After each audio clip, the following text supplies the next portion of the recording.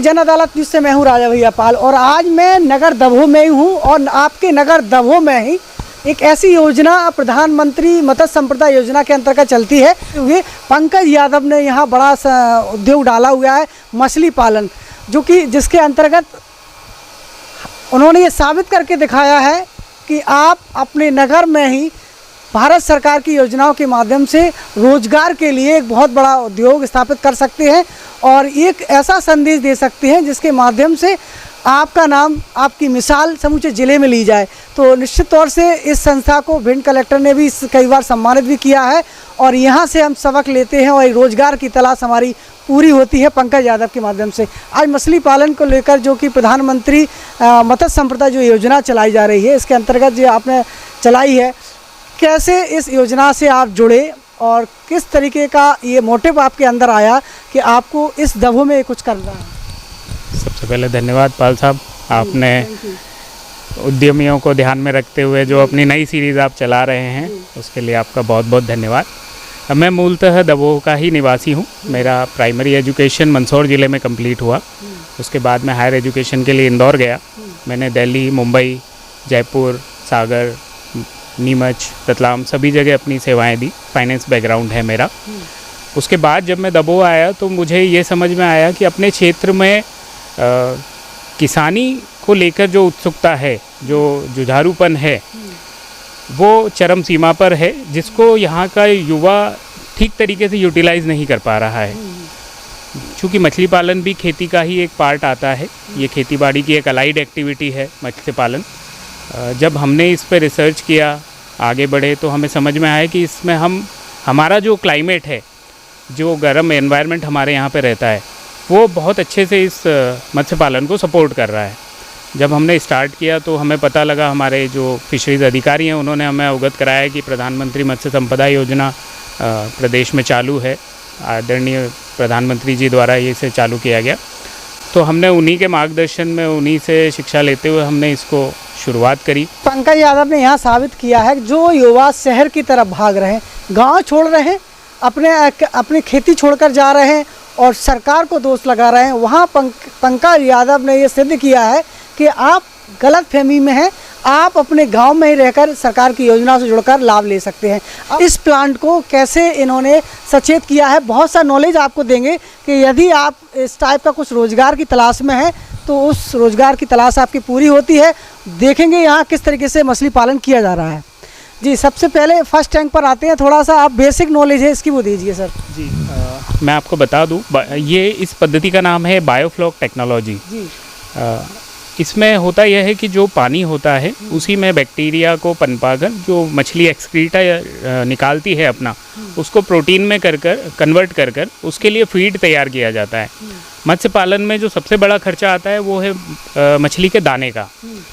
इस पद्धति के अंतर्गत जो FCR बोलते हैं, फीड कन्वर्जन रेशो, कि कितना दाना मछली ने खाया 1 किलो रेडी करने पर।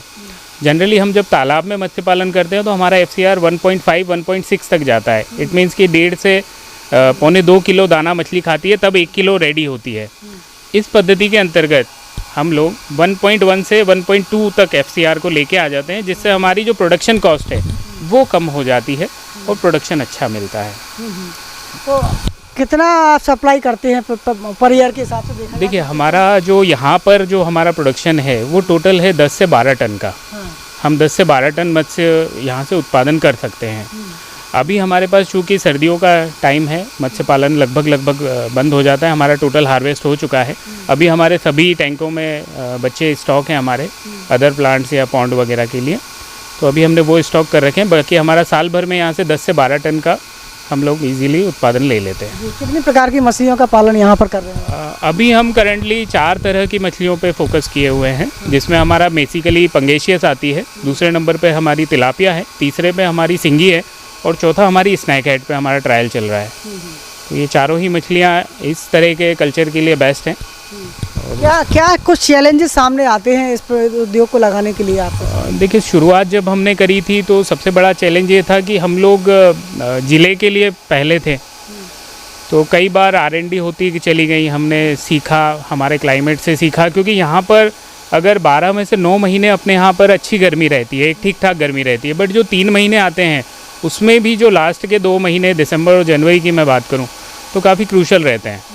उस समय मत्स्य पालन एक तरह से बहुत ज़्यादा दिक्कत हो जाती है। अभी जो सीज़न चल रहा है तो हमने पहले टाइम जब हमारा हुआ, जब हमें सर्दियों का सामना करना पड़ा, हमें कई तरह की प्रॉब्लम्स आई, फंगल डिसीज़ आया हमारी मछलियों को, बैक्टीरियल इश्यूज़ आए हमारी मछलियों में। फिर हमने उससे सीखा, फिर हमने अपने इस जो हमारा एरिया है इसको हमने फिर कवर्ड किया। अभी आप देख सकते हैं हमने पूरा पॉलीथीन कवर्ड कर रखा है। बाहर का टेम्परेचर हमारा लगभग अगर 20 से 22 डिग्री है तो अंदर का टेम्परेचर हमारा 26 से 27 है। कितनी भी सर्दी पड़ी हमारा अंदर का टेम्परेचर 16 से 17 डिग्री के नीचे गया ही नहीं है। आपके कुछ टैंक जो लगे हुए हैं, कितने टैंक आपने यहाँ पर किए हैं? ये हमारे टोटल 14 टैंक हैं। 2 टैंक हमारे हैं 4 डायामीटर, 12 टैंक हमारे हैं 5 डायामीटर के। और टोटल पानी इसमें आ जाता है 20 से 22 हज़ार लीटर पानी हमारा इसमें स्टॉक रहता है। टोटल वाटर बॉडी की मैं बात करूं तो 3 लाख लीटर पानी हमारे इसमें वाटर बॉडी अवेलेबल है करंट में। तो इनको किस प्रकार के दाने देते हैं आप? किस प्रकार से प्रोटीन, क्योंकि मछली की बहुत ज़रूरी होती है। देखिए, फ़िश फार्मिंग का सबसे मेजर कंपोनेंट ही फीड है। अगर फीड में कोई गड़बड़ होती है या किसी तरह की तकलीफ़ होती है तो पूरा कल्चर आपका नष्ट हो सकता है। शुरुआत में हमने जब बाहर से दाना मंगवाया तो हमें कई बार चैलेंजेस होने पड़े कि देखने पड़े कि कई बार फीड काफ़ी महंगा होता है। तो ये अब देख रहे हैं ये कुछ ही, हाँ, तो अब जो है मछली दाना लेने लगी है।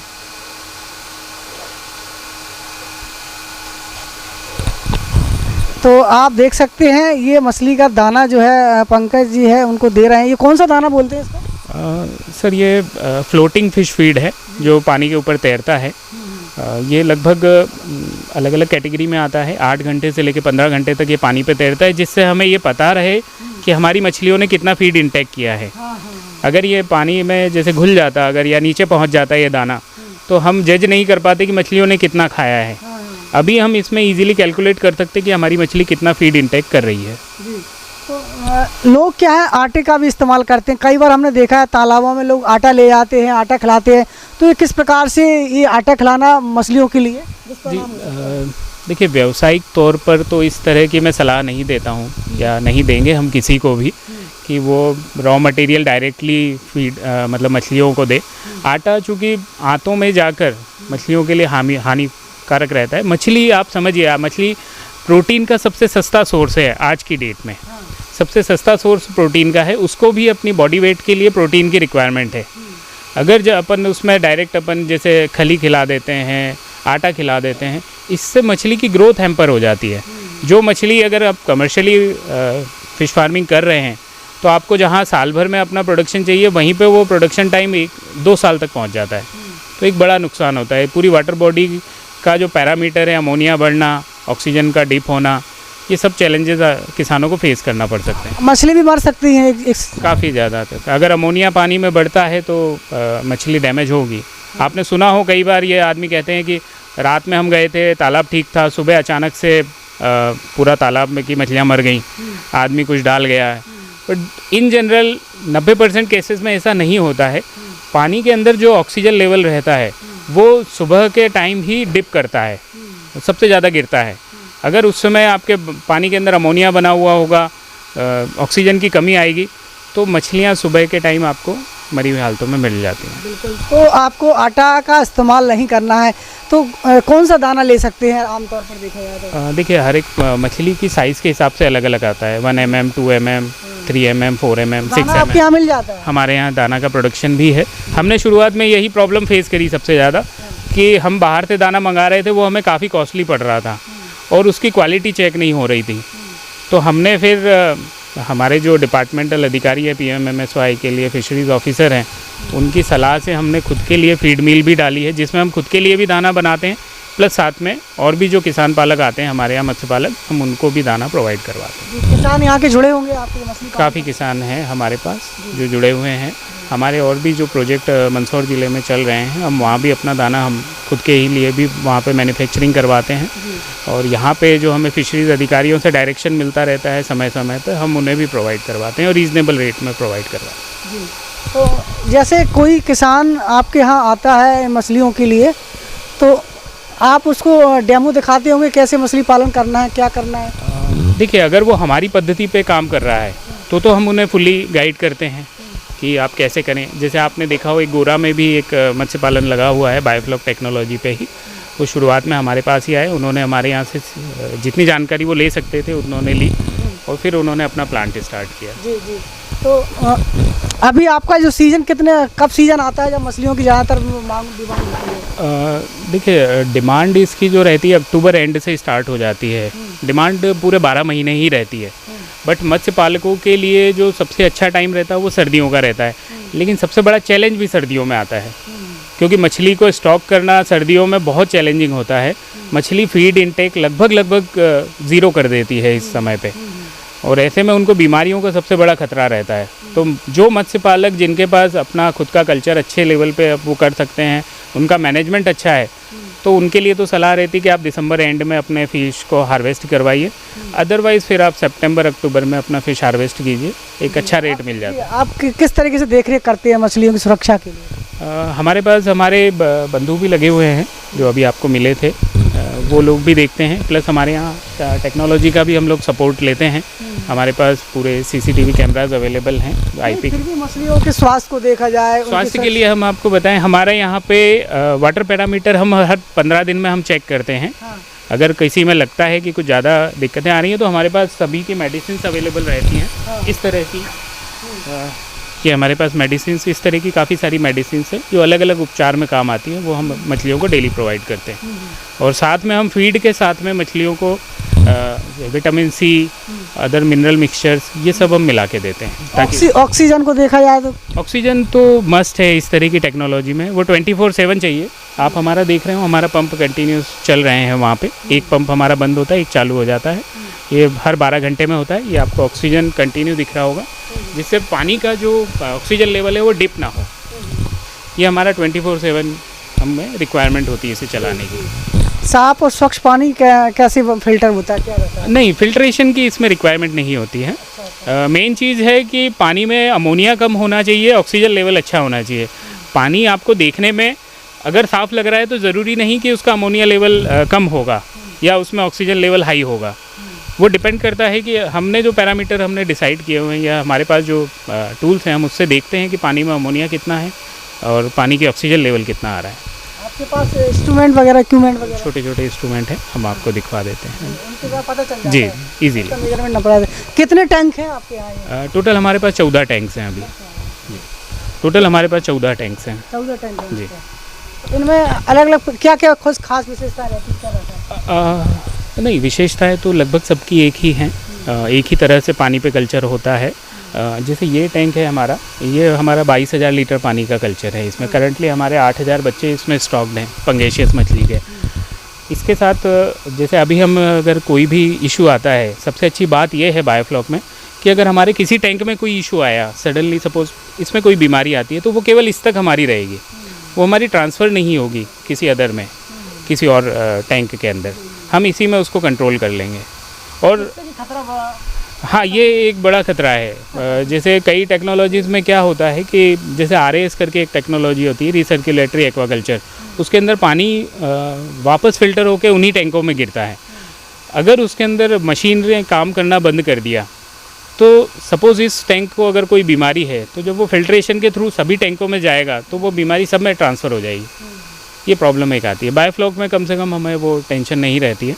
हम इजीली हमारा मेंटेनेंस, हार्वेस्ट भी करना है, हमें आज पता है कि अगर हमें एक टैंक को हार्वेस्ट करना है, हम इसमें सैम्पलिंग करके इसमें हार्वेस्टिंग कर लेते हैं। आपके यहाँ कहाँ से लोग आते हैं मछली लेने के लिए?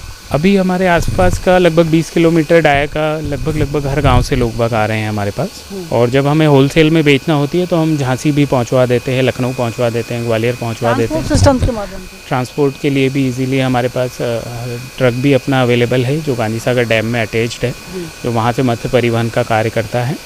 और उन्हीं के साथ में जब कोई हमें लगता है कि छोटा स्टॉक हमें भेजना है 100 किलो 200 किलो, तो हमारा वो इजीली लेके चला जाता है, अगर हमें वहाँ पे रेट अच्छा मिल रहा है उस मंडी में। इसमें आपसे ये कहूँगा, आपके चैनल के माध्यम से जो भी दर्शक देख रहे हैं, मत्स्य पालन में कोई कंपटीशन नहीं है। जैसे होता ना कि मेरे यहाँ 10 टन का प्रोडक्शन है, आप मेरे पास 1000 टन के प्रोडक्शन के साथ आइए, मैं आपको वो बिकवा दूँगा। मैं आपका वो बिकवा दूँगा। डिमांड बहुत हाई है अभी। डिमांड बहुत हाई है। कहीं कोई अब क्या होता है कि सपोज़ आप लोकल का रिटेल का रेट देखेंगे तो होलसेल में थोड़ा रेट का फ्लक्चुएशन तो होता ही है, लेकिन आप ये सोचें कि हमारा अब इतना बड़ा स्टॉक बिकेगा कहाँ, तो वो मैं श्योरिटी दे सकता हूँ। आप कहीं भी चले जाएं पूरे इंडिया में हर जगह डिमांड बहुत हाई चल रही है। तो ये आइडिया कैसे आया था आपके माइंड में? देखिए, मेरी प्राइमरी एजुकेशन मंदसौर ज़िले में कंप्लीट हुई, गांधी सागर में। मैं गांधी सागर में था, वो पूरा गांधी सागर एमपी का सबसे बड़ा डैम है। वहाँ पे दोस्तों के साथ में मुलाकात हुई, वहाँ से मत्स्य पालन का रुझान मिला। फिर जॉब में चले गए। फिर जब मैं दमोह आया वापस, तो दमोह में जब मैं आया हुआ था तो मैंने अपने घर पे 2 टैंकों का सेटअप किया हुआ था, केवल एक नॉर्मल, क्योंकि मैं उस समय एग्रीकल्चर की अलाइड एक्टिविटी में रिसर्च ही कर रहा था कि किस में ज़्यादा बेनिफिशियल हो सकता है। तो मैंने बाकी चीज़ें देखी, पिग फार्मिंग भी एक अच्छा ऑप्शन लगा था बीच में, बट चूँकि अपने यहाँ लोकल का एक अलग ही प्रेशर रहता है तो उस वजह से थोड़ा स्किप करना पड़ा मुझे। हालांकि कलेक्टर साहब ने तो उस समय भी हमें काफ़ी फोर्स किया था कि आप इसको कीजिए, बट थोड़ा सा लोकल की वजह से हमने रोका। बट फिर उसके बाद हमने जब प्रॉफिट मार्जिन देखा, आज अगर मैं इसकी कंपैरिजन में, जैसे हमारे पास आदमी आता है कि यार पोल्ट्री क्यों नहीं करी आपने, तो इन दोनों में एक मेजर डिफरेंस आपको बताऊं कि आज अगर मेरे पास कोई 1 किलो की मछली है और मुझे आज अगर रेट सही नहीं मिल रहा है, मैं उसे होल्ड कर सकता हूँ। मेरी वो मछली 1 से 1.25 किलो की होगी। पोल्ट्री में उल्टा हो जाता है कि अगर मैंने उसे होल्ड किया तो उसका रेट डाउन हो जाएगा। मछलियों में ये होता है जितना बड़ा आप साइज़ लेके आएंगे उतना ज़्यादा उनका प्राइस अच्छा मिलेगा। मछली का यदि स्टॉक हम रोक देते हैं, कितना रोक सकते हैं ज़्यादा से ज़्यादा? ये आपकी वाटर बॉडी पे डिपेंड करता है। अच्छा। जैसे हमारी कैपेसिटी 10 टन बायोमास की है, अब मैं 10 टन के अंदर 1 लाख बच्चे रख लूँ, या मैं 10 टन के अंदर 10,000 1 किलो की मछलियाँ रख लूँ, या 2 किलो की मैं 5,000 मछलियाँ रख लूँ, तो मेरी जो वाटर बॉडी है वो 10 से 12 टन कैपेसिटी की है। मैं इतना बायोमास अपनी वाटर बॉडी में स्टॉक करके रख सकता हूँ। ये है। तो आप डिटेल जो नंबर चल रहे हैं नीचे फ्लैश हो रहे हैं, उन नंबरों पर संपर्क करके पंकज यादव से सीधा संपर्क कर सकते हैं। जो भी डिटेल आपको चाहिए वो समय समय पर आपको मिलती रहेगी। अब यदि मैं बात करूँ नए युवाओं को, तो युवा थोड़ा सा प्रयास करें। अगर वो हमारे पास तक आ सकता है दमोह में, हम उसे जानकारी दे देंगे। यदि वो भिंड में है तो भिंड में मत्स्य विभाग जो किले पे है, पुराने किले पे है, वहाँ पे जाएं। सभी अधिकारी, चाहे परमार जी हों, धाकड़ जी हों, सभी बहुत हेल्प करते हैं, पूरा गाइडेंस मिलता है आपको। आपकी सहूलियत के हिसाब से मछली पालन आप कैसे कर सकते हैं वो सब बताया जाता है। आपके पास जगह की कमी है तो आपको टेक्नोलॉजी दूसरी बताई जाए, आपके पास जगह पर्याप्त है तो आपको दूसरी तकनीक बताई जाएगी। तो कितनी जगह से अपन शुरुआत कर सकते हैं? मिनिमम 5 विषय से आप स्टार्ट कर सकते हैं टेक्निकल फार्मिंग, और अगर आप तालाब में जाना चाहेंगे तो मेरी पर्सनल सलाह 1 एकड़ से आप स्टार्ट कीजिए। इसमें क्या रिस्क रहती है इसको करने में? देखिए, रिस्क तो आजकल खेती किसानी में भी है, इतना रिस्क तो किसान लेके ही चलता है। अब इसकी मैं बात करूं तो मत्स्य पालन में जब तक किसान खुद नहीं चाहेगा तब तक उसका नुकसान नहीं हो सकता है। यदि आप अपने फार्म पे विज़िट नहीं कर रहे हैं, महीनों तक आप देख नहीं रहे हैं, लेबर के भरोसे हैं, या आपको पानी का नॉलेज नहीं है कि पानी किस तरह मेंटेन करना है, तो आप नुकसान खाएंगे। बेटर तरीका ये है कि आप कहीं से शिक्षण लें इसका, प्रशिक्षण लें इसका, और उसके बाद मत्स्य पालन स्टार्ट कीजिए। ये मैं आपको गारंटी दे सकता हूँ, आपकी 1 बीघा में जो फसल का उत्पादन होता है, जो आपको प्रॉफिट मिलता है 30,000 से 50,000, मैं हाईएस्ट बोल रहा हूँ शायद, आपको उससे कई गुना प्रॉफिट फ़िश फार्मिंग में मिलेगा। एक महंगी खेती है लेकिन मार्जिन भी उतना ही बढ़िया है इसमें। तो मछली की खेती और किसान जो खेती करते हैं उसमें कितना अंतर मानते हैं? मैं ये कहूँगा आपसे कि यदि कोई व्यक्ति पालन खेती अगर 10 बीघा में खेती कर रहा है तो मेरी सलाह रहेगी वो शुरुआती टाइम पे 2 बीघा में अपना मछली पालन भी ट्राई करे। और मैं आपको शॉर्ट कह सकता हूँ कि यदि ठीक तरीके से मत्स्य पालन किया गया तो वो व्यक्ति आने वाले समय में पूरे 10 बीघा में भी मछली पालन करेंगे। जी। इतना प्रॉफिट मार्जिन है। तो बहुत फ़ायदा है। यदि आपके पास 5 एकड़ भी ज़मीन है तो भी आप बहुत अच्छा कर सकते हैं। और हम सालों लगे रहते हैं लेकिन उतना मुनाफा हमें नहीं मिलता है जो आप मछली पालन के माध्यम से कर सकते हैं। लोग आपसे जुड़ना चाहते हैं, युवा, गांव के युवा आपसे जुड़ना चाहेंगे, आपसे मछली पालन सीखना चाहते हैं, और आपसे, आपके यहाँ से वो चाहें तो सप्लाई करने के लिए काम करना शुरू कर दें, डिलीवरी, तो कैसे संपर्क करें, क्या रहेगा? आप जो नंबर आपके यहाँ से फ्लैश होगा उस पर संपर्क कर सकते हैं। हमारा एड्रेस दबोह थाने के ठीक पीछे वार्ड नंबर 7 में है, Yadav fish farm, infinity fisheries. आप यहाँ पे किसी भी पर्सन को भेजेंगे, हम उनका जितना हमारे से सहयोग बनेगा हम पूरा सहयोग करेंगे। और यदि कोई हमसे बिज़नेस के तौर पे भी जुड़ना चाहता है, हम उसके लिए भी रेडी हैं। आप आइए, संपर्क कीजिए, हम आगे बढ़ेंगे। तो ये इंटरव्यू कैसा लगा? आपने पूरा ये प्रोग्राम हमने आपको दिखाया कि कैसे मछली पालन करें और कैसे मछली पालन के माध्यम से महीने के लाखों रुपए हम कमा सकते हैं और एक अच्छा उत्पादन हमें मिल सकता है। जुड़ रही आपकी जनता न्यूज़ के साथ। ये सेशन आपको कैसा लगा हमें लिखिए। बहुत बहुत धन्यवाद। बहुत बहुत धन्यवाद पाल साहब। बस इतना ही, मिलते हैं दूसरी खबर में।